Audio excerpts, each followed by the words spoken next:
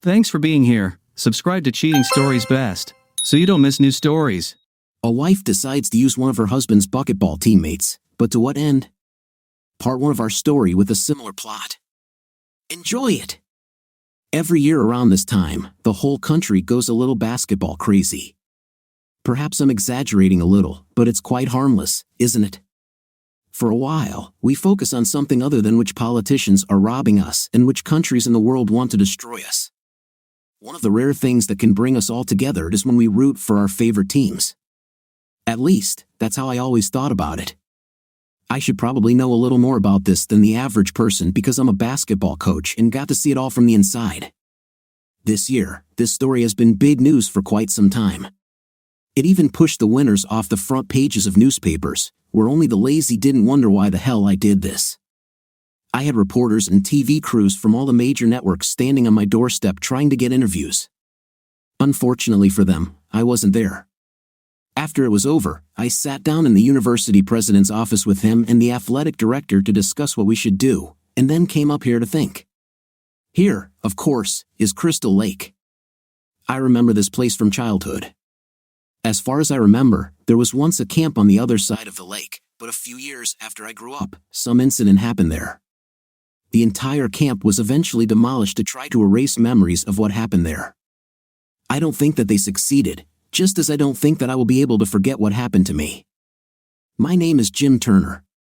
I am, at least for now, the head basketball coach at the University of Pinal. You see, I knew that as soon as I told you this, you would immediately start looking at me strangely.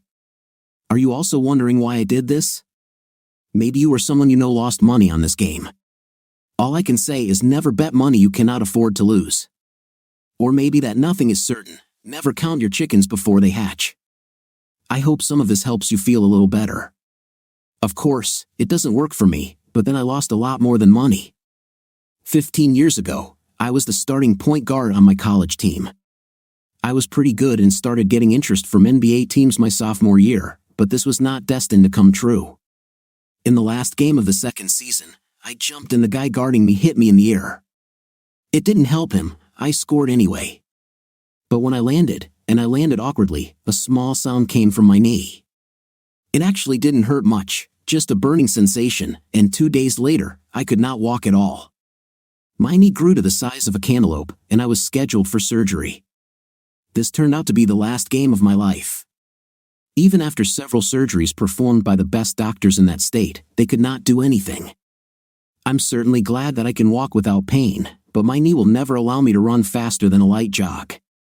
And even then, I have to wear a knee brace, run on soft surfaces, and be very careful when changing direction. Any attempt to jump or pivot brings me extreme pain and several days of recovery. After several years of bitterness, during which I had to work out a little, I returned to basketball, this time as a volunteer assistant coach. It was very different from when I was a player. At first, I was nothing more than a glorified errand boy, ensuring that all training equipment and balls were kept ready for each practice. I kept track of training times because there were rules against training players for more than a certain time each day or each week. I also had to make sure that the players' grades were at a certain level. Sometimes this meant talking to professors or even choosing subjects that were not only easy but also those where the teacher understood the big picture. Soon, I also became a fundamentals coach. My job was to work with the incoming freshmen and make sure they were ready to play in college. It was a big step up for them from playing in high school. The game became faster and more dynamic. Some of our most highly rated prospects simply couldn't make the transition. There was also a period when they had to realize that there were literally thousands of people coming to every game and millions watching on TV. Some of these kids didn't even know how to dribble, others were so used to the fact that their height advantage over most of the people they played against at school meant they barely had to jump. Therefore, they were never able to develop a good shot. Of course, there were those who believed that since they had such a good shot, they didn't need to develop any defensive skills. My job was to identify their weaknesses and strengths and make them stronger where they were weak, and even stronger in their specialties. Perhaps the biggest difference with this position was that it gave me real status on the coaching staff and a salary. Our head coach, geriatric, seemed to take me under his wing. He asked my opinion on various issues and began taking me with him on recruiting trips. Of course, we never managed to get the best recruits even in our area. Our college was too small to interest anyone. All the top kids wanted to go to Michigan State University or Michigan State University. But we performed well in our conference and dreamed that someday we would get into big-time sports. I'd like to pretend that my life was great and that I was at peace with everything. The truth is that this is not true. I was a professional on the field and at work, but away from school, I was not myself. It was not uncommon for me to spend most of my evenings in downtown bars, drinking away large chunks of my small salary while I lamented how unfairly God had taken my knee and my career away from me, giving it to a bunch of kids who didn't appreciate or deserve it. What they have. Thinking back on it, I think I was lucky because my life could have changed in one of several different ways. First, the amount of hard liquor I was drinking could have destroyed my liver and killed me. Or one of the university fans or alumni, or even a relative of a current student or player, could hear my whining and report me. This could have ended my career. Or, while I was drunk, someone could rob me and kill me. Or even one of the women I came home with too often could contract a terrible disease and pass it on to me. When drunk, every woman you talk to is at level 10. If you think this is one of those cases where the hero gets back on his feet and lives on because of his amazing ethics, morality, and determination to do the right thing, you will be sorely disappointed. If I were left to my own devices, I would ruin my life.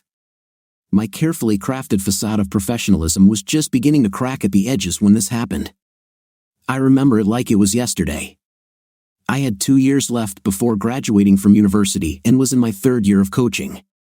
It all happened 3 days after my 24th birthday. We just defied the odds and beat Eastern Virginia Tech.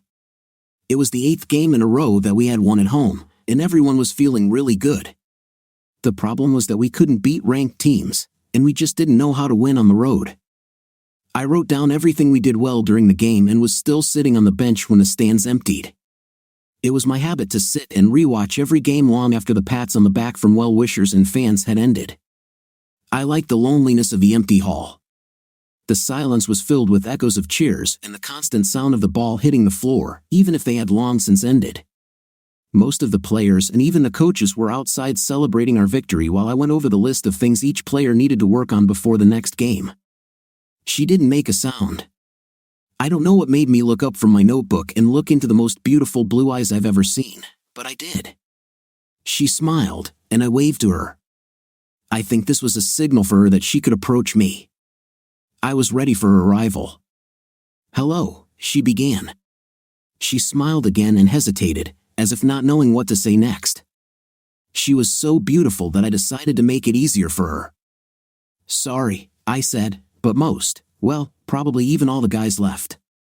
However, if you write down your name, phone number, and the name or number of the guy you're interested in, I'll give it to him the next time I meet. If you have an envelope, you can write its number or name on the outside, and then even I won't be able to read it." Her smile changed on such a beautiful face. It was surprising that her expression could change so smoothly. Although by all indications, she was still smiling, the corners of her beautiful lips softened very subtly. I don't think you could measure the difference with a micrometer. Her eyes had lost quite a bit of their intensity. Again, the degree of difference was so small that most people wouldn't notice it, but for me, it was huge. "So, this is how your life works?" she asked. "Do you put people into small cells like on the piece of paper you were looking at? Every person you meet is instantly measured, rated, and placed into a position in a small square like in some basketball game?" Now the only one who was confused was me. I looked at her again. She was still as beautiful as she had been a few seconds ago, but now I began to doubt her sanity. Unconsciously, I covered the notebook. I guess I was hoping it would seem like a natural movement and not like I was accusing her of anything. She came even closer to me. "So, you think that I'm a woman of easy virtue, right?" she asked. "Or worse, am I here to steal your precious playbook and notes?" She sat down on a bench a little away from me. "How can you sit on this thing?" she asked. "My butt already hurts." I looked at her and smiled. She smiled back and then frowned. "Don't try to change the subject," she said. "I'm still trying to get my point across." "Perhaps it would be easier for you to do this if I knew what you wanted to say," I remarked. "Oh, yes," she said. you decided that I was a woman of easy virtue who came here to meet one of your players. Do you think I'm just going to be another notch in some guy's belt because he's probably a damn idiot who can jump into the air and throw a ball through a hoop? I tried to fight, but my facial muscles were beyond my control. I didn't say a word, he didn't utter a single syllable or make a sound. But suddenly, she became angry. If you think so, then she shouted in the quiet hall, her voice increasing at least several times. The last two words echoed into infinity, bouncing off the wall with each iteration, becoming slightly less audible. You and you and you. Her beautiful, smiling, confident face turned into a mask of rage and pain. I saw tears appear in the corners of her eyes. She turned and tried to leave, but I grabbed her hand.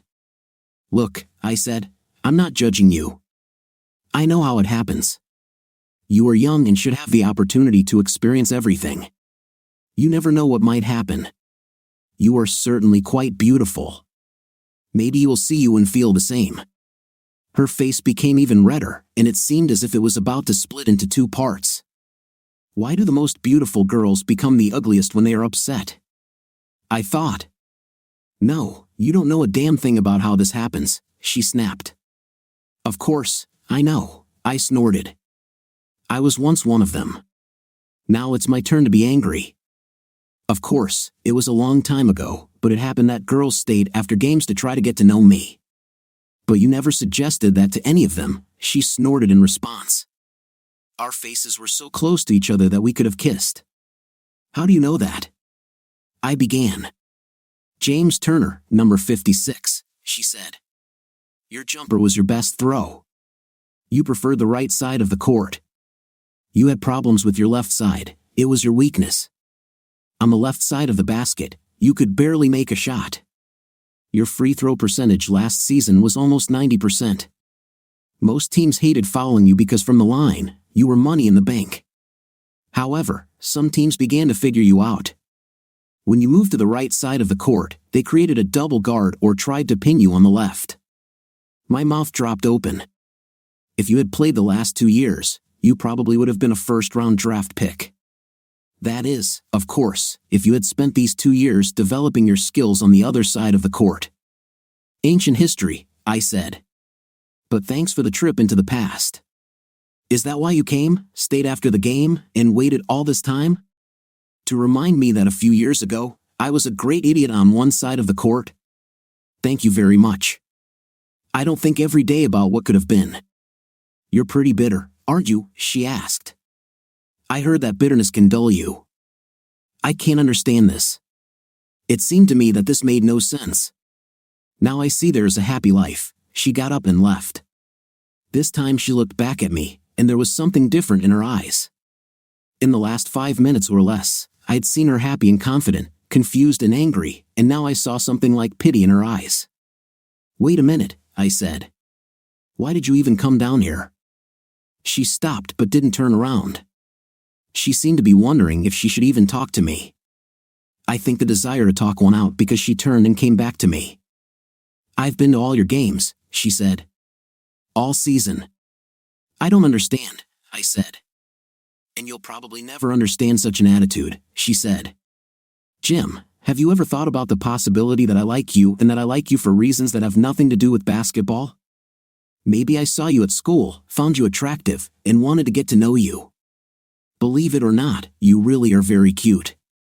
But like most men, you see yourself in some strange one-dimensional way. Most men see themselves as some kind of extension of their work. Women only see the guy they care about. So, I don't care if you're a basketball player, a coach, or a plumber. I would just like to have a chance to get to know you better before I graduate from college and decide what my life is going to be like. My mouth opened again. Is this the part where you ask my name and ask me to go on a date with you? She asked. Then, in this part, I answer. Gloria, I said. And yes, I agree. Over the next few months, Gloria changed me. She stopped me from drinking myself into oblivion and forced me to evaluate my situation. Of course, I couldn't play basketball anymore, but if I really love the game, being a coach is almost as good. And my career will last much longer. Additionally, at the college level, teams experience so much turnover of players that programs become more identified with the coaches than with any of the team members.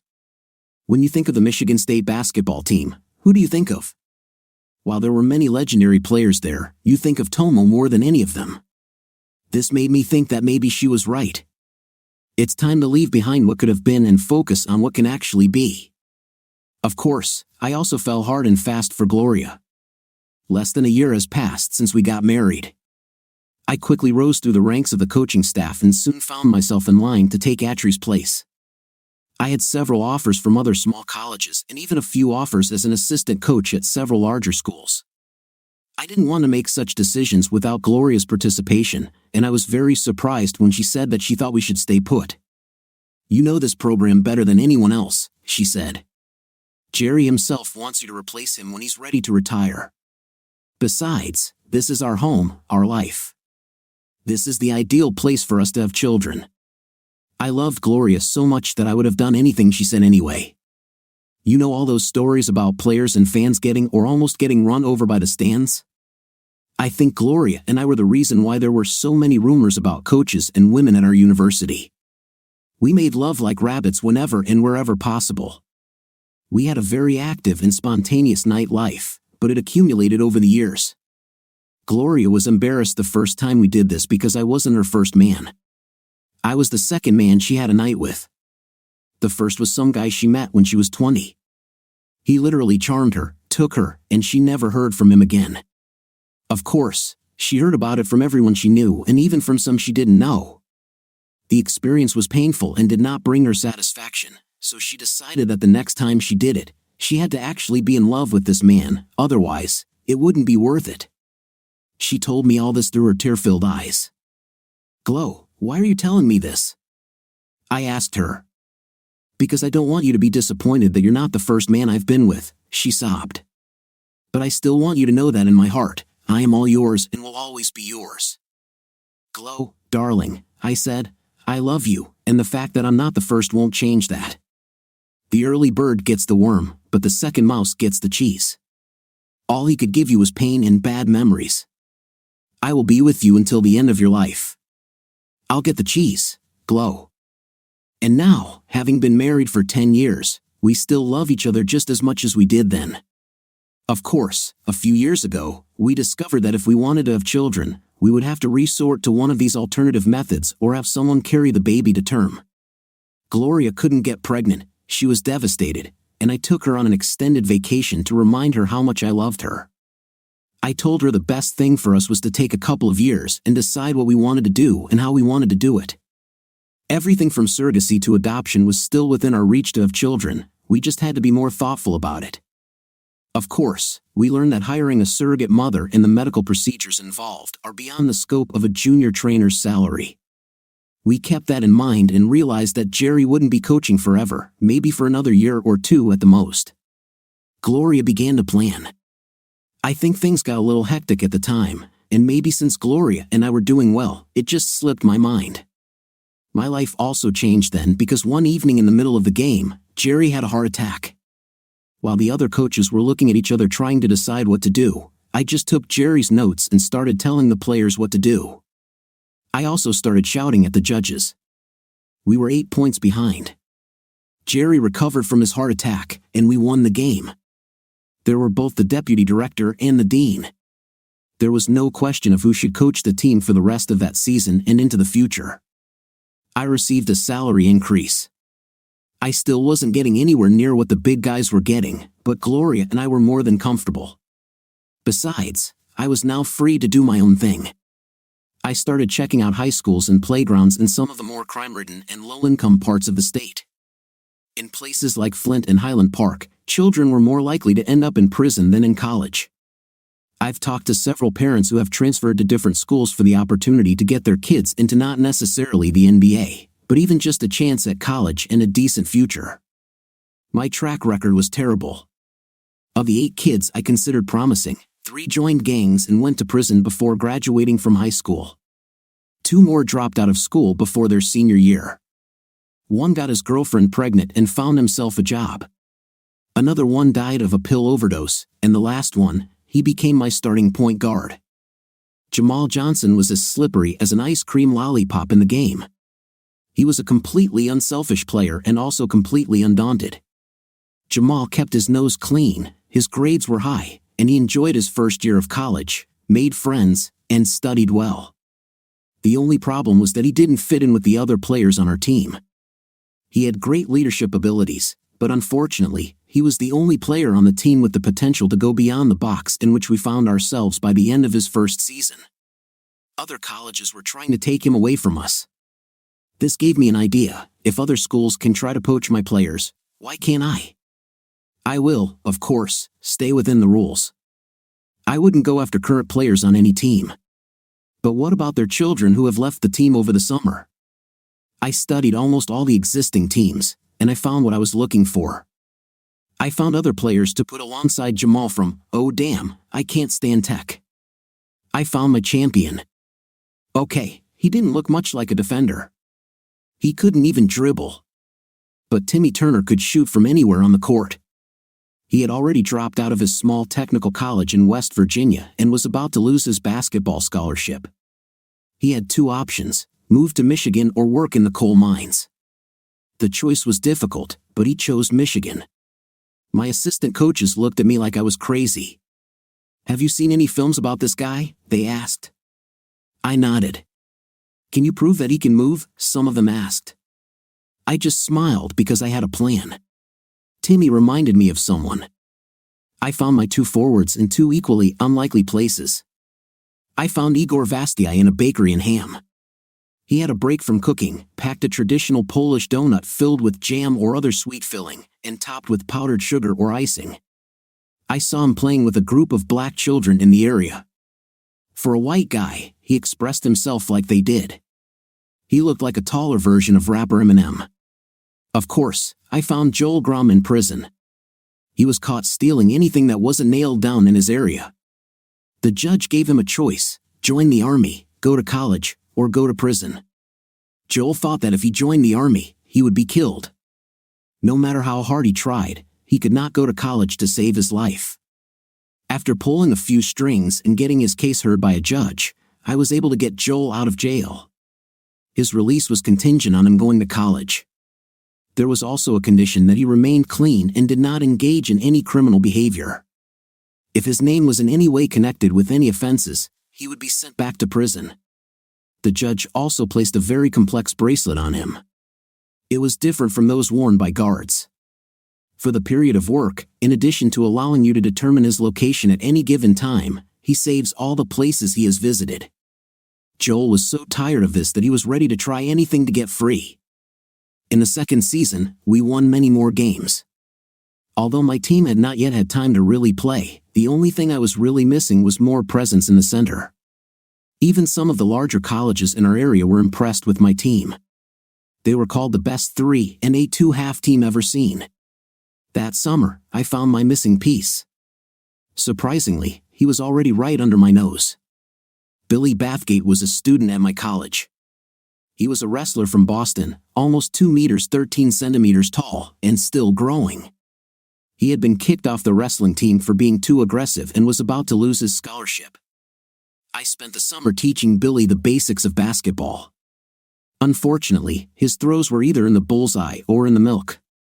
Over the summer, I was able to teach him a few basic skills. He taught me how to pass, throw, and hit the ball with my elbow. Billy's job was to keep opposing players out of the paint. Jamal handled everything else. Jamal's transition into his senior year was daunting. I was convinced that we were on the cusp of greatness, but my employees looked at my team as if they were all from the island of misfit toys. Our attack was simple but devastating. The pick and roll combination has been used by NBA and college teams since the beginning of time. Everything was based on Jamal's reading and understanding of the situation. Jamal was my unconditional leader. He was the second coming of Jordan. He distributed the ball around the court in such a way that no one could ever tell who would be in scoring position. He learned to use the weaknesses of other players to our advantage. Igor and Joel were lovers of scoring goals. It was not difficult for Jamal to attract attention to himself and then pass the ball to one of them who was in a scoring position. This made the two of them more deadly. And since Jamal was mainly driving the ball, the two of them could freely go into the striking position, freed from defenders in anticipation of the ball. They ran like track and field stars. Billy had a tendency to be rude, and betting on him getting fouled was a nightmare. You could just as well put zeros. His free throw percentage was low. When he hit, we were all surprised. Surprisingly, very few teams tried to foul him as a strategy. At the beginning of the season, Billy put in a few players, and most of our opponents didn't want to mess with him. But on the bright side, as Billy played more games, he became a rebounding machine. A common sight on both sides of the court was him jumping up, snatching the ball out of the air or out of an opponent's hands, and passing it to Jamal. If Jamal was covered, Billy's deadly elbows would keep defenders at bay until Jamal was free. All that remained was the motionless Timmy Turner. Timmy's job wasn't to play offense or even try to defend too hard. Timmy was as clumsy as a bear. He had a habit of tripping not only over his own feet but also over everyone he tried to look after. Timmy's job was to stand somewhere on the outskirts of the three-point zone and get comfortable. Most teams double-teamed Jamal and Billy, so if Jamal found himself double-teamed and couldn't get free, he would simply throw the ball to the deadly Timmy Turner in the three-point zone and make the opponent pay. If Jamal was my low-cost Michael Jordan, then Billy was Bill Laimbeer, and Timmy was Steve Kerr. During their senior year, we finished undisputedly first in our conference and made the NCAA tournament for the first time in the history of the college. We were in a big sport. We would have gone much further than the first round, but my guys had no experience playing at this level. We also had no bench or reserves. If Billy had a breakdown, which was not uncommon, or was sent out of the game, as he was against our opponent in the first round, things quickly went south. This is how we came to this year. Over the summer, I had the chance to develop every aspect of the players' game and even raise the standards of some of the supporting players. I had at least gotten them to the point where if I had to take one of my five out for a rest, the whole game wouldn't fall apart, and we could at least stick close. Billy had really developed a short-range shot and a very effective jumper from the same distance. He also developed acting skills. I sent him to an improv class in our performing arts department. The goal was for him to get some of those close chances by playing the flop and pretending to be hurt. During the season, he was able to use his acting talents to master the ball. On several occasions, he actually ran into opposing players, beat the crap out of them, and made it look like he was being beaten. Everyone paid attention to us, not only around our school but at our games and on our campus. Sports Illustrated and ESPN were frequent guests. The deputy director and the dean, both my friends, were delighted because we beat many perennial champions throughout the season. The Las Vegas odds called us this year's Cinderella. All the experts predicted that we would fail, perhaps reaching the Final Four or even beyond. Gloria seemed to support the team as much as I did. She filled out the tournament bracket just like all the guys on campus and even asked me to help her with it. I was sure she was making 2 and 3 bets with the ladies in her club, just like everyone else on campus. I was interviewed by so many magazines and sports programs that I couldn't keep track of them all. This year, our opponents in the first round were badly beaten. We beat them by 20 points. We also broke their spirit during the game and did it in style. On our side of the court, Igor missed an easy jump shot, but when it bounced off the backboard, Billy grabbed the ball to get a second chance. He passed the ball to Jamal, who immediately passed it across the court to Joel. Joel was rushed by 2 defenders, but he immediately threw the ball up toward the basket in the perfect position for Jamal to parachute, slamming the ball into the net with unbridled ferocity. From this throw, the entire arena shook and vibrated so loudly that the crowd was stunned into silence. We scored another 15 unanswered points, and any questions about us being a one-time team like last year were put to rest. My team, my staff, and the entire university celebrated the victory and looked forward to the next game.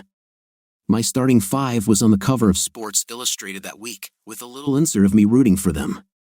It got to the point where I couldn't drive on the streets. Riots broke out wherever my torch-colored red Mustang was seen. My car's MagnaFlow exhaust system was loud enough to be heard before I even got there. I've thought several times about buying a less noticeable car, but this car was the first thing I gave myself, and I liked it. After 2 more wins against good teams, not only were we in the Elite Eight, but our path seemed clear. Our next opponent was UNLV, University of Nevada, Las Vegas, which we beat twice in the regular season, both home and away, in front of their local crowd. ESPN thought we were in the running for our first trip to the Final Four. That evening, I was so happy that I didn't know what to do. After the game, I wanted to go and celebrate and called Gloria, but her phone went straight to voicemail. I assumed she had gone out for drinks with the girls, as she did after most games this season. The girls were the dean's wife, Harriet, and the vice principal's wife. Over the past 10 years that we have been married, the years have been kind to both me and Gloria. She had gained a few pounds, mostly around her breasts and butt, but she was still beautiful. The slight curve of her belly only emphasized her femininity. Now she was as nicely to me as the day we met. Harriet and Millicent were a little older, and while I wouldn't call them honey, they were fun. We all got together for barbecues and even went on a few trips together. In the summer, I didn't stop Gloria from having a little fun with her friends. God knew she deserved it for putting up with my obsession with the team during the season. The term basketball wives was coined specifically for women like Gloria, Harriet, and Millis. Since I couldn't find my wife, I decided to celebrate with the team. I thought that the opportunity to communicate would be good for us. Moreover, Jamal graduated from college this year, and the other guys have another year ahead of them. I have several recruits who can take Jamal's place. I also have a few more players in mind. I'm sure that next year's team may not be as good, but we have a good chance of getting into the tournament again. I also started getting better quality recruits after we made the tournament 2 years in a row. The players began to take our small college seriously. I also received coaching offers from several larger colleges that I should have considered. I decided that after the tournament, Gloria and I would decide our future together, the way we always do. I walked out of the room and dodged several reporters who wanted to interview me. Good God, we have a press conference scheduled for early tomorrow morning and another one the morning before the game 2 days later. Isn't that enough? What else can I say that I didn't say when I was interviewed before the game? As I was making my way to my Mustang, my cell phone rang. I ignored it at first, looking to see if it was Glory, but it wasn't Gloria, although I recognized the area code and number and answered immediately. "Hi, Sheila," I said. "Hi, Jim," she replied. "I called to thank you and let you know that you made him happy in recent years. Thanks to what you did with the team, he always said that since we only have daughters, you were like the son he never had. He respected you both as a player and as a coach. He always said that you were the best player he had ever seen and that your knowledge of the game on the field made you the manager you became." "Sheila, why are you talking in the past tense?" I asked. "Jim, Jerry died an hour ago," she said. "He died cheering for his team and watching you take them further in the tournament than he ever dreamed possible. If that matters, he was happy. He died with a smile on his face. He was just telling our friends about how you always came to him for advice during the season and in the summer to plan your strategy for the next year, and suddenly he fell silent. After bragging to some of them that he was going to be on the bench with you in the tournament next year, if his health allowed, he just fell silent and left immediately after. I had no words. I just sat in the car and cried like a baby. Finally, I pulled myself together and spoke to her again. "Sheila, he will be by my side wherever I go, and not only next season, but in all subsequent ones. Please call me and let me know about the arrangements so that I can attend the ceremony." I started the car, and the Mustang's usual aggressive growl became a little more subdued than usual. I'm sure most of you thought it was because of me, that I may have changed my driving style due to personal sadness. I really believed that the machine felt my pain and reacted accordingly. I went to the motel where my players were staying. There seemed to be a party going on there. Damn it, at first, I thought these guys should have thought better, but then I thought about it again and decided that life is too short, especially for young guys like them. There's just too much uncertainty. One day you're at the top, and the next day it's all taken away from you. My case was a perfect example of this. I walked onto the court as the best player on my team with a bright future ahead of me and came down as a coach. There was no way I could refuse them something as simple as a party. As I approached their room, alarm bells started ringing in my head. Oh damn, there are girls with them. This is a major violation of university and conference rules. Of course, these are the rules that are most often ignored. Everyone knows that healthy young guys will have fun, but the rules are designed in such a way that any abuses and such things will not affect the participating universities or the conference. This stopped me from going inside, but I looked out the window, although I sure as hell wish I hadn't, and to this day, it's still the worst memory I've ever had. I saw Igor, all 5 feet 8 inches of him, having a night with some blonde. Joel had an intim with another woman. Next to the woman Joel had was Timmy, doing the same thing. Suddenly, the realization came, the woman who had a night with Timmy is meant the wife of the athletic director. She is at least 50, if not more. The woman who was with Joel turned to me, and I saw that it was Harriet. I looked across the room, and my doubts that the young woman they were sharing with me was my own wife, Gloria, disappeared. The pain that rushed through me at that moment is incomprehensible to those who have not personally experienced it. It's like death. Gloria was more than my wife. She was my life partner, my best friend, my confidant, and my lover all rolled into one. Gloria, more than anyone else, was responsible for giving me a second chance. Without her, I'd probably be dead right now or rotting in some seedy bar. I wouldn't have the life I have now or any success. I wanted to scream or do something, but I did nothing, just stood there. I took out my iPhone and took a few seconds of video but did not go into the room and confront them. I didn't know what to say. I felt betrayed not only by the woman who just this morning swore to me again that she loved me more than anyone and anything in the world, but also by a team of misfits to whom I gave a second chance at success as confidently as Gloria gave me mine. As I turned to leave, I noticed a couple walking towards me. Of course, it was Jamal. He was hugging a woman. No, it was a girl, a very beautiful Asian woman. Damn it, I recognized her too. One of my assistant coaches was named Jean Shu. This girl is his daughter, and she was completely absorbed in Jamal. I knew her father didn't want her to date him. He was very old school and wanted her to marry an Asian man.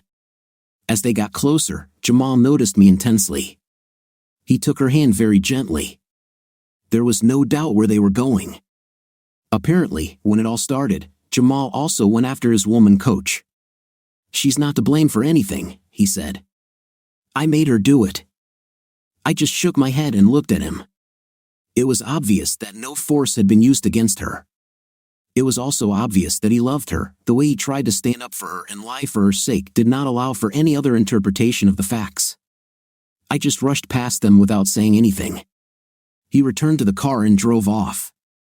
I pulled into the parking lot of the first bar I saw, ordered a drink, and just kept pouring until I couldn't remember why I was doing it. I remember something buzzing during the night, but when I woke up the next morning, my head hurt so much that I couldn't remember anything. It felt like someone took an axe and just split my skull, and all my thoughts flowed out. I was lying on the bed, and the coverlet on it was pink. My shoes were on the floor next to the bed, but I was still fully dressed. As I tried to sit up, I groaned, the room began to spin, and my head hurt even more. My sounds must have alerted someone because the door opened, and a young woman, who must have been close to 5 foot tall, entered the room. Her black hair was pulled back into a ponytail that hung to one side. She looked very beautiful. I looked around the room, wondering what the hell I had done and why. My phone rang again. It was the same buzzing noise I had been hearing all night. It's probably Gloria, she suggested. They called you all night. They probably called hundreds of times. What's happened? I asked. How did I get here? Oh, it's simple, she said. Last night, after you tried to rob the bar where I work, you passed out. I took you to my home. Why? I asked. That's not what you're thinking about, she said quickly. What am I thinking about? I asked. I don't think that I think at all. I don't think my brain is still working, I said. You made some pretty serious statements last night, she grinned. Oh my God, so you remember some of this, she said. No, it's just an expression, I said. You said you would make love to me until I felt like I was in heaven, she said. I was drunk, I said. Well, I don't know, coach, she said. You seemed pretty sane. They told me that it was a promise and that you wanted me to remind you of it. I looked at my feet. I'm married, I said, or at least was married until last night. Maybe it was the desperation in my voice or the expression on my face, but all the sass and sarcasm was gone from her voice. She went into the kitchen and returned with a banana, a jug of Gatorade, and a cup of coffee. Your toast will be ready in a few minutes. I also made you some vegetarian bacon, she said. I'm a very good listener if you want to tell someone about it. I looked at her. Everyone says it helps a lot to vent to a stranger, I said. So you put everything on your mind, and the other person doesn't care because they don't care about your problems, she said. Then you probably shouldn't tell me anything, she said, because I'm not a stranger. My name is Molly Anderson. I study psychology. I specialize in sports psychology. You allowed me to interview several of your players before and after your games here, remember? You made them treat me kinder. They kept calling me a tall skinny girl with no breasts. I think if they saw you now, you wouldn't have a problem with it, I said. My phone rang again. This time I picked up the phone and looked at the screen. It wasn't Gloria, it was Jamal. I didn't answer his call either. Thank you, Molly, I said, trying to get up. I will not forget your kindness. Who knows what could have happened to me? No problem, she said.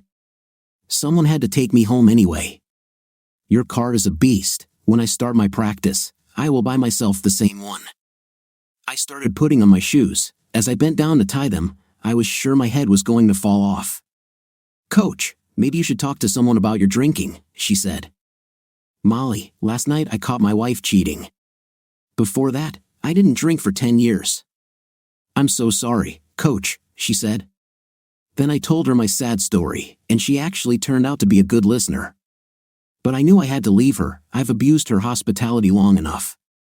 Besides, I have things to do and decisions to make. I tried tying my shoelaces again and finally just told myself to forget about it and tighten them. I walked out of Molly's apartment and looked around for my car. I pressed the button on the key fob and heard a signal. The car was parked in the parking lot behind the building. I walked around the building and found her. I thought about going back to the hotel and meeting Gloria, but I just couldn't bring myself to do it. I went to the arena and to the office that was allocated to me and my employees. When I walked in, the time was earlier than I usually show up, especially on a day when we don't have a game. Gene Shu looked at me as I sat down. Hey, Jim, your wife wants you to call her, he said. She told me to call her as soon as I gave you the message. I'm going to call her right now to let her know that I told you and that she can expect your call. No need, I said. He looked at me strangely. Gene, can you look around the city and try to find me a room somewhere?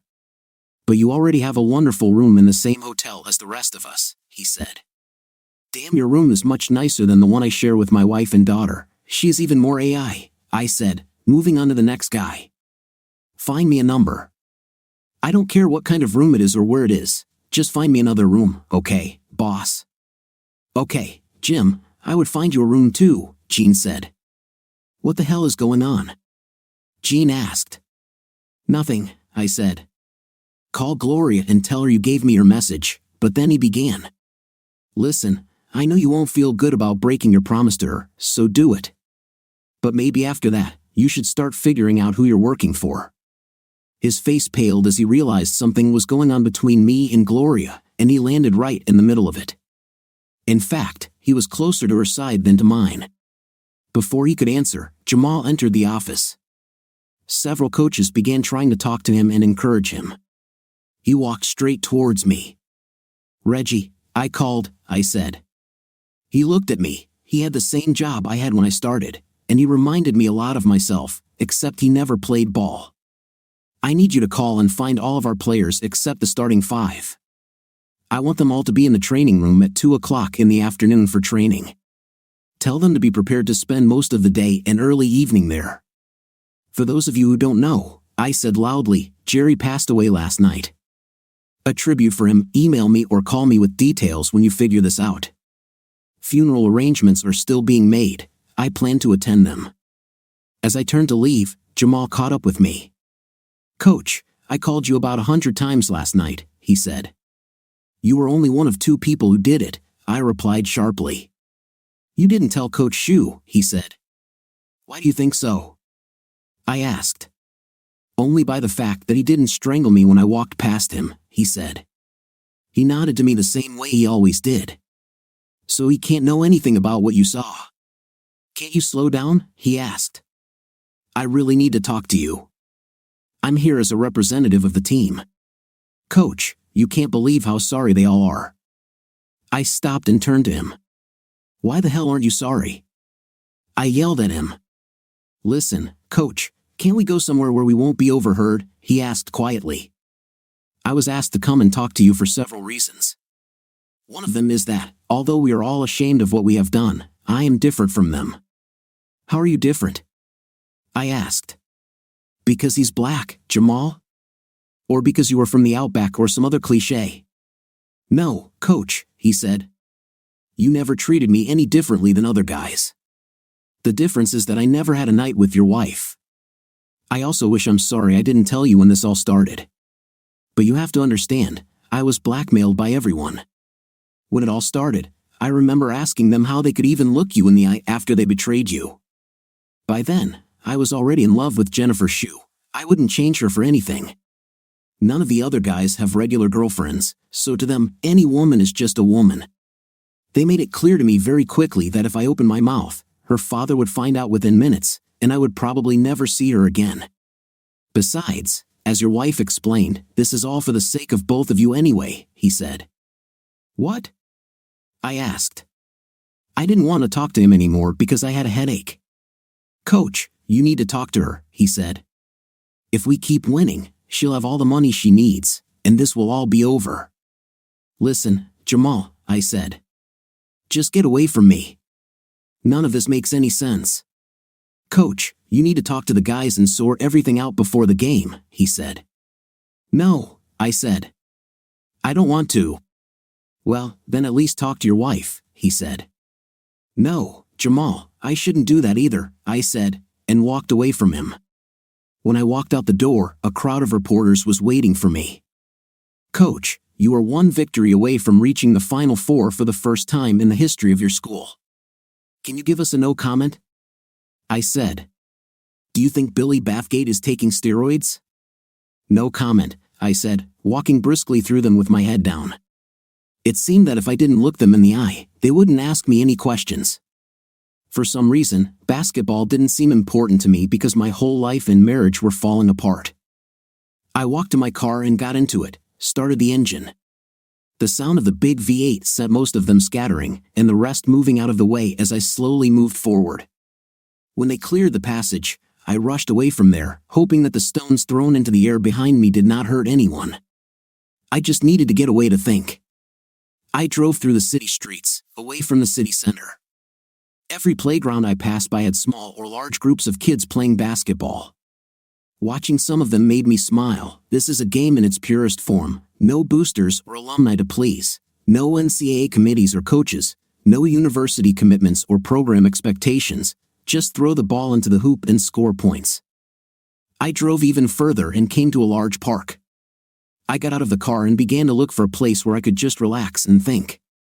It was deserted here, and there was a chill in the air. Spring is still too far away for the weather to be this warm here. The weather was cool, 10 degrees Celsius, but at home, I'm sure our temperature will be in the same digit. I sat next to a group of older men playing chess. Chess is an exciting game. It teaches strategy and helps a person learn to concentrate their thoughts and solve problems. My job has taught me the same skill set. I had to develop strategies for my team to help them win against teams that are stronger on paper. I had to learn to maximize our strengths and limit our weaknesses while at the same time exploiting every weakness of the opponent. I needed to do the same here. The first thing I needed to do was break down the problem into its component parts and decide how I feel about them and what I will do. There was so much to consider that I wished I had a notepad to take notes on. First of all, it is the pain and emptiness that I felt at that moment. The pain, as I understand it, is caused by betrayal.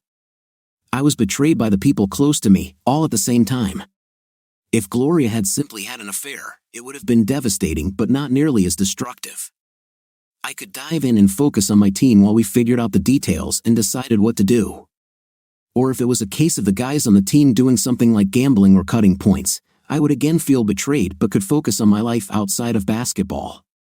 Maybe Gloria and I could go somewhere to be alone while I figure out what to do about the team situation. In this case, I lost two of the most important things in my life at the same time. Losing both at the same time was beyond my strength. Last night, I did something crazy. I walked into a strange bar and tried to drink myself to death. I was very lucky that I was not robbed or killed. It was lucky that the girl I allowed to interview the team worked there. I may never be so lucky again in my life. Just as I was contemplating my situation, the phone rang. It was Al. "Boss, we have a problem," he said. "There are no available hotel rooms in the city. I even tried going into some seedy motels on the outskirts of town. They are all busy until the end of the tournament. Several hotels have said they have possible availability when teams are eliminated, but most of them have waiting lists because the closer to the championship finals, the greater the demand." "Thanks, Al," I said. "I'll think of something. Maybe I'll just spend 2 nights in the office." "Boss," he said, "will they find you another room after the game? There's no way we can lose this game. We have already beaten them both at home and away, and now we are better than we were the last time we played them. They also have a couple of injuries, so they just won't be able to give it their all." "We'll talk to you later, Al," I said. "It's been an incredible year, hasn't it?" he asked. "Jerry would like to have a year like this at least once." "I just wish he was here with us to see it," I said. When I hung up the phone, I felt even sadder than when I picked it up. My phone immediately rang, and thinking it was Al again, I answered. "Jim, dear, it's not what you think, you must allow." I immediately pressed the end button and ended the call. This will teach me not to look at the screen before answering the phone. Barely had time to return to its pocket when it rang again. It was a cell phone number and from my home region. I got Fred's number and answered the call. "Yes, Fred," I said. "Jim, this is not Fred, this is Millis. I'm using Fred's phone, hoping you'll pick up. I think it would be a safe bet since technically he's your boss," she said. "What does technically mean?" I asked. "Well, you know how things work at the university level," she said. "It's all about the dollars and the students and keeping boosters and alumni happy. Fred is in charge of our losing football team this year. They played 10 games and lost 8 of them. Now they take on newbies who eventually start playing our girls' gymnastics team. Barely has enough members to field a team, and even at our home meets, the stands are usually dominated by visiting team fans, and we have to give them space on our side of the floor as well as theirs," she sighed. "When it comes to college sports, you're a big deal, and we all know it. You could write yourself a ticket. If you wanted, you could take Fred's place. Anyway, that's not why I'm calling you." "I know what you're calling me about," I said coldly, "and I don't want to talk to you about it." "Listen, Jim," she said, "you have always been a reasonable guy. Gloria cried all night. She's going crazy, and it's not her fault." "Nonsense," I said. "Gloria is 33 years old. She's a grown woman, and I did not see anyone holding a gun to her head. In fact, the only thing I saw near her head were men. You, on the other hand, were too busy doing your own thing to pay attention to what Gloria was doing, so I don't think it's your fault. Don't worry, I intend to keep this all a secret until after the tournament. Tell Gloria she can continue to do whatever she wants. I'll just file for divorce, and we'll figure it out this summer." But she began. Before I hung up, my phone rang again. I was getting angrier every second. I always thought the main purpose of having a cell phone was convenience. This is also great in emergency situations, but right now, it's just outrageous, I said, answering the call. "Sorry, I'm just calling to check on you," she said. "Well, see how you cope with a hangover." "No, sorry, Molly," I said. "You won't believe what kind of day I'm having today. Between what happened to me last night, both before I got drunk and after, yesterday was a nightmare. Today, I'm trying to just move on to free myself, but everywhere I turn, there are people looking for a story or people wanting to talk to me to explain why sticking a knife in the back or the heart isn't as bad as it seems. Well, Jim, we screwed you, but it's actually not that bad," she laughed, and her laugh was musical. "It looks like you're dealing with a bunch of diplomats," she said. "Eh?" I asked, thinking I had missed something. "My dad always told me that a diplomat is someone who can tell you to go to hell and actually look forward to it," she laughed, thinking about this. I also had to suppress my laughter. "Molly, you are the only pleasant thing that happened to me after the game ended," I said. Well, aren't you cute? She said. This makes me feel even worse. Why? I asked. Well, I called to ask you for a favor, she said. Go ahead, I said. I can't, she answered. I answered. I'm terrible at basketball. I don't know how to throw, even to save my 5th place, she laughed. Because I'm tall, all the schools I went to tried to make me play basketball, but I'm much better at volleyball. We both laughed. Okay, Molly, now I owe you 2 times, I said. I owe you once for cheering me up last night and once for cheering me up now. Don't forget the other part, she grinned. You remember the promise you made to me when you were drunk? I thought I explained to you that I'm married, I said. I was quite ready to let you go as soon as you said that, she said. Then you told me that you know what happened to you yesterday that caused you to fall out of the cart. Now, in my book, that means you could soon be free. So if you get divorced, you are my debtor. If you settle everything, you are not off the hook. Well, since I owe you so much, what kind of favor is it? I asked. Maybe I can work off at least part of my debt. Well, my dad really wants to take my nephew to the game tomorrow night, she said, but it's simply impossible to get tickets. Okay, I said. I have a few unused front row tickets left for family members of the players. I'll bring you 3 of them today. If you're not at home, I'll just put them under the door. You'll probably be busy today, won't you? I could pick them up from your office or somewhere else and save you the trouble, she asked. Molly, I have no idea where I'll be most of the day, I said. I don't even know where I'll sleep tonight. Don't you have a luxury hotel room like other big shots? She laughed. I have a luxurious site, I said. Oh, I love chocolate, she said. What kind of chocolate is included in the luxury candy? Molly, you know what I mean, I said. Yes, I understand, she replied. You know that if you need to, you can always stop at the same place you stopped last night. I work from 6 to 2 o'clock, so you can come in and get the keys from either the apartment or the bar. Molly, this is too much of a favor, I said, but thanks anyway. I promise I'll bring the tickets, so tell Daddy he's coming. I got back in the car and drove back to the arena. The training has almost started before I was interrupted. I understood the problems I was facing. I just had to figure out what I wanted to do about them. The biggest problem was my marriage. Gloria and I were together for 10 years. These were very good years. Without her, I was lost. Even now, it seemed to me that I was working in automatic mode. I felt hurt and betrayed, but is that enough to just leave a good marriage? How much selfishness is there in my pain? Am I really angry, or just jealous? Am I afraid of competition? Was it all because seeing my wife cheat with men who were physically better made me feel inferior? What about my team? What did I want to do there? This part was easy. They betrayed me, so they must pay, and they will pay. I've already figured out how.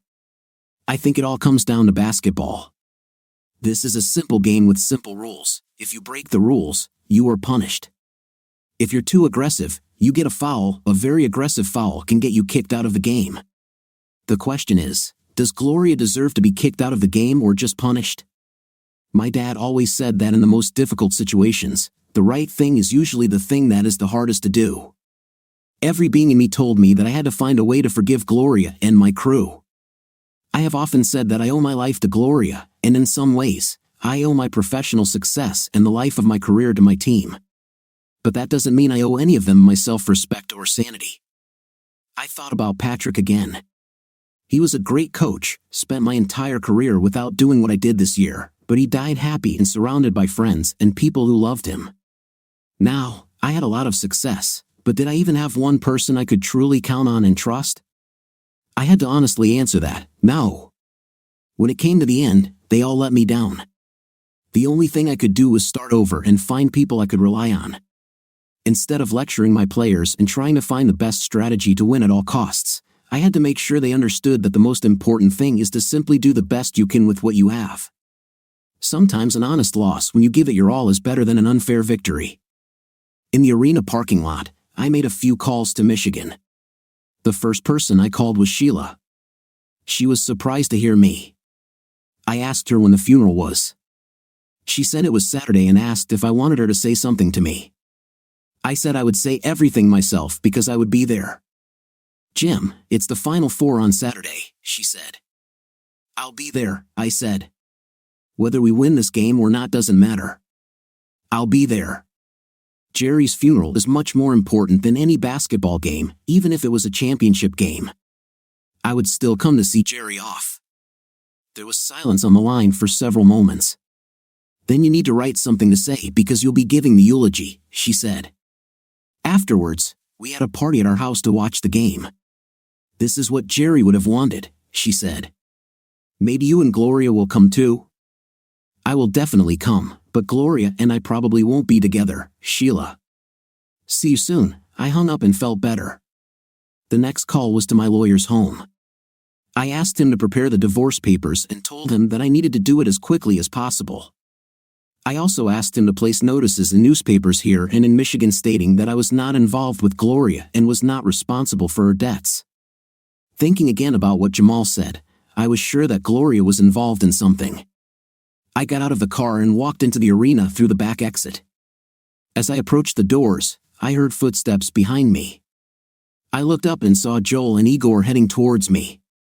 I showed my pass and walked past the guard. When I reached the training ground, I told the guard that this was a closed training session and that no one was allowed in except the people on the list. He showed me the list, and I immediately crossed off the names of my starting five. I slipped through the door and watched as Igor and Joel were denied entry. But this is team training, Joel said. Sorry, dude, you're not on the list, the guard said. Before you go, could you autograph this t-shirt for my child? When I entered, several members of my staff were already there. There were about 15 players there, neither of them picking up the ball or warming up. Get off your asses and get ready to play, I shouted. They looked at me like I was crazy. Several of my substitutes jumped up and grabbed the balls. The others continued doing what they were doing. I walked up to Al and took his whistle. I blew it loud enough to scare everyone in the room. The fat guy in the stands next to me dropped his phone and broke it. I was sure I saw moisture creeping down his legs. Coach, I need to go to the locker room for 5 minutes, he said. Take 10, I said. The rest of you, line up for throwing practice. But why? Asked one of the guys. It's not like we're going to play or anything like that. All of you will play in tomorrow's game, and when we win, you all will play in the Final Four, maybe even in the championship. Laughter rang out across the entire floor. Even my assistant coaches looked at me like I was crazy. Oh, I get it, Al said. You're going to alternate them throughout the game, giving each a minute or two. This is a kind of reward for the season we're having, and they will all tape the game and have something to show their children years from now when they become bankers or police officers or plumbers, right? This is actually a good thing, Jim, especially for high school students. Everyone nodded their heads in agreement. That's why there's no starting five, said one of the players whose name made me grin. I didn't even know, said the other. Yes, said the other. We're here at a special intensive camp to learn how to act without looking stupid on television. We have to learn how to dribble, shoot, and all that. Then I realized two things. The first was that we have problems, and secondly, this training will take much longer than I thought. I asked Al and Gwenny to line them up and begin dribbling drills. Once we had 5 guys who were semi-decent and could at least dribble the ball on the floor without moving, I moved them to the second group where we started learning to pass. It was terrible. We had to repeat what kids learned to do in middle school and on the playground in elementary school. I couldn't believe these guys were on my team. It just showed how focused I was on my starting 5 and winning games to the detriment of the rest of the team. I will never repeat this mistake. We started practicing different types of throws, and then one of the guards entered the room. He came up and said that my wife was outside and wanted to see me. At first, I thought about telling him to send her away, but then I had a better idea. I said, we're in the midst of it, and told him to ask if she could wait 10 minutes until we had a break, and then I would see her. As soon as he headed towards the exit, I walked out through the locker room door.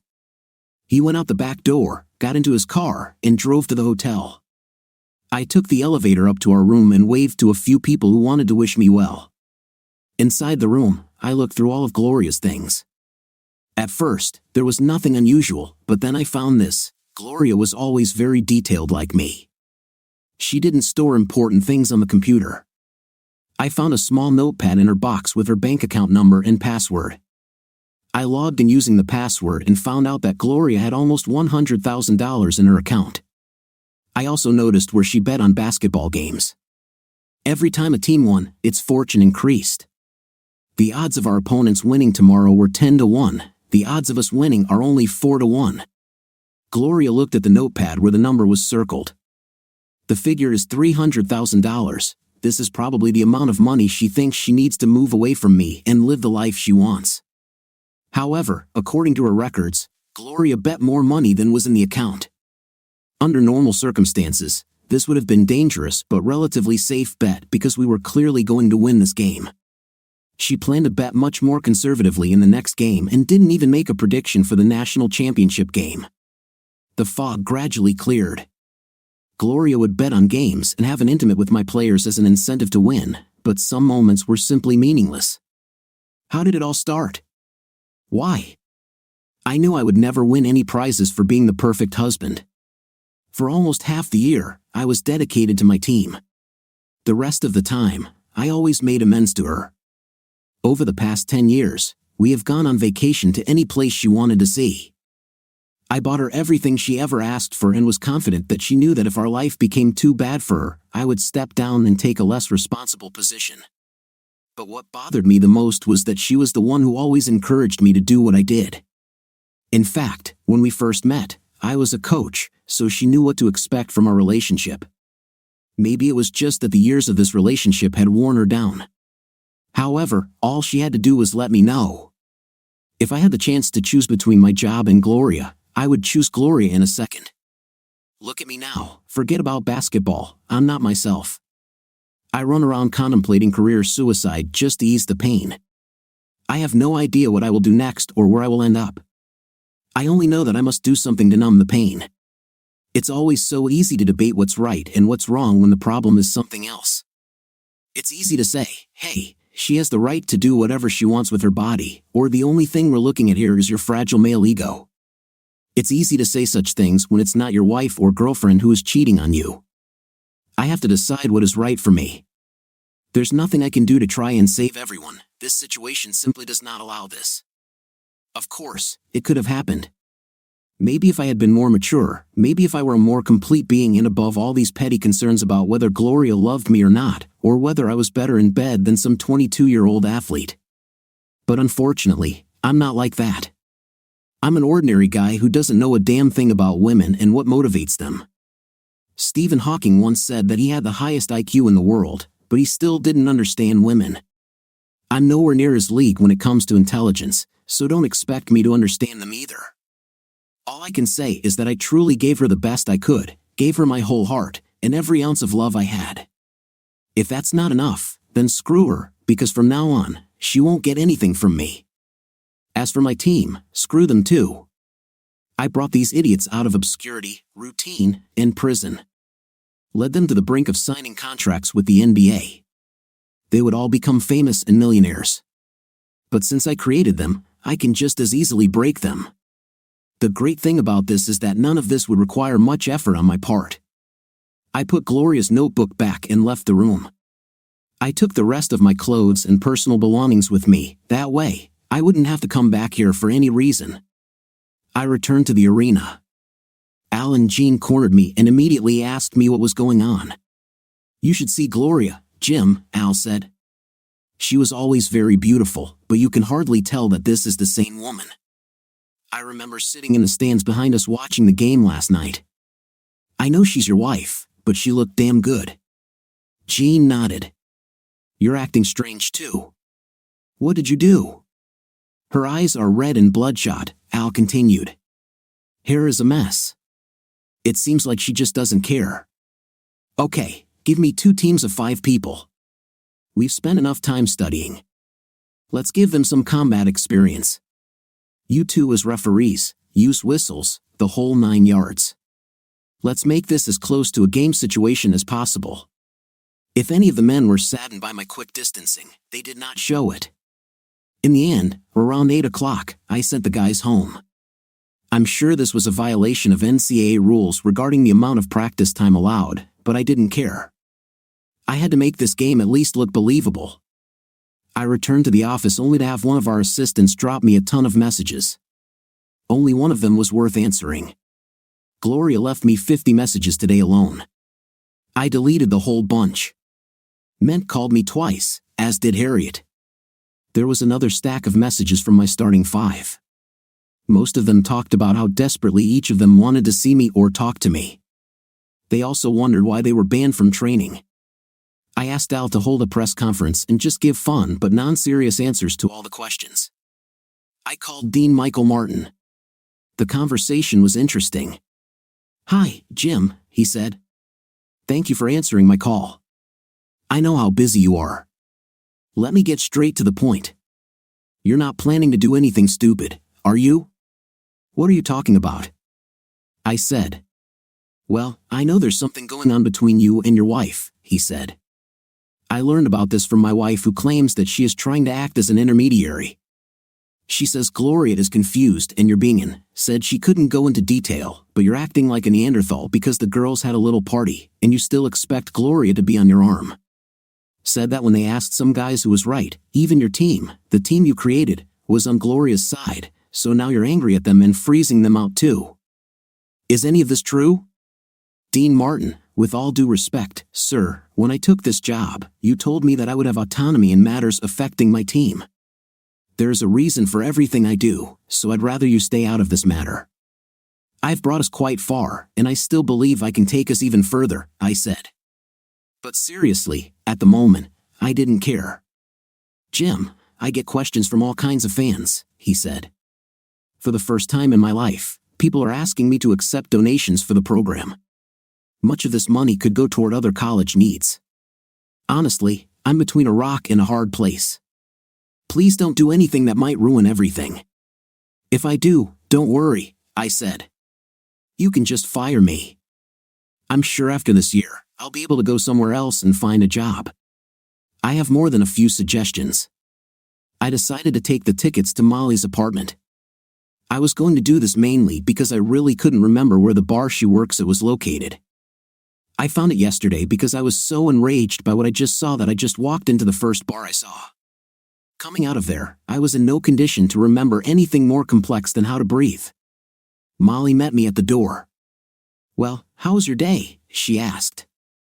"Wow, please don't tell me you're serious. These are tickets not only for your game but also for all remaining games, including the game in the Fin. Thank you very much. My dad will be happy. This clears all your debts to me." Well, except for that promise, I looked sideways at her, and she laughed. "So, you made peace with the little woman?" "No," I answered sadly. "I learned some things I didn't even know about. I still don't know the reason for all this, but I just don't see us getting back together. It hurts me too much. There was simply no reason for all this.